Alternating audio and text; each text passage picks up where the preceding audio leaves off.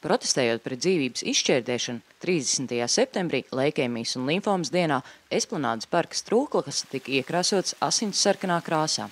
Turpat tika atklāta arī fotogrāfa Nila Viļņa radītā portretu sērija ar leikēmijas un limfomas pacientiem, kas aicina valsts institūcijas apzināties, ka aiz katra viņa pieņemtā lēmuma par ārstēšanas atteikumu atrodas cilvēks, kuram terapija ir vienīgā cerība uz izdzīvošanu. Ar šo akciju mēs varbūt gribam pievērst uzmanību, lai cilvēki iet pie ārstiem, lai laicīgi nosaka diagnozi un līdz ar to arī valstī būtu mazākas izmaksas ārstējot jau laicīgi noteiktas diagnozes. Slimība sāks ļoti nemanāmi, var saslimt un staigāt pusgadu, gadu un nenojaust, ka ir kaut kas iekšā. Man personīgi tas sākās ar kasīšanos, līdz asinīm kājas bija nokasītas. Tad man pazuda svars, 10–15%, tad sākās svīšana pa naktīm, tad nogurums, kad nākot no darba vajadzēja stundiņu atlaisties, lai kaut ko varētu mājās padarīt, tad elpas trūkums, tad temperatūra palielinās un pašās beigās izlīda liels limfmezgls uz kakla. Bet ģimenes daktori līdz pēdējiem brīdim neteica.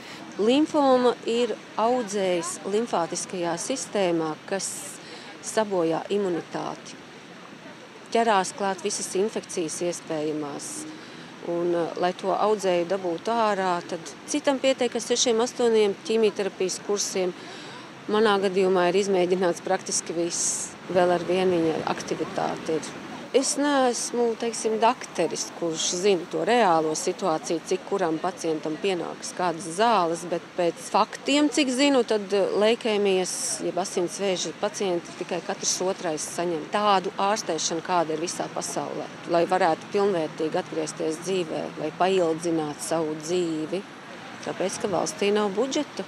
Kvotas jau beidzās maijā, ir noteikti slimnieku skaits, kuriem pienākas zāles tādas konkrētas, un ir noteikts pacientu skaits, kurš drīkst stāties slimnīcā. Tāda mums ir, diemžēl, tā valsts nostāja. Ļoti daudz slimniekiem tiek atteikts šīs zāles, no kurām ir ļoti pat svarīga dzīvība vispārībā, jo nelietojot šīs zāles, 2–3 dienas pat jau sāk augt šīs nelabās šūnas un ir bīstami dzīvībai. Un personīgi man arī ir tā, ka es slimoju jau 9 gadus ar kronisku mieloleikozi.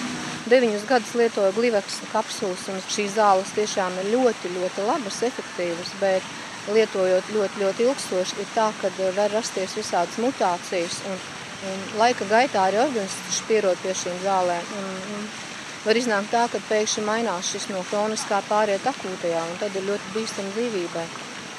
Man ļoti, ļoti laba ārste ir doktora Ūdra, un viņa ļoti cīnās tiešām ar visiem spēkiem, raksta visām instancēm, lai piešķirtu šīs zālītes man. Tas ir pašas jaunākās spraisils, bet, diemžēl, ejot katru reizi uz šīm pārbaudēm, griežoties pie doktoris, vienmēr dzirdu tikai, kad ir atteikuši.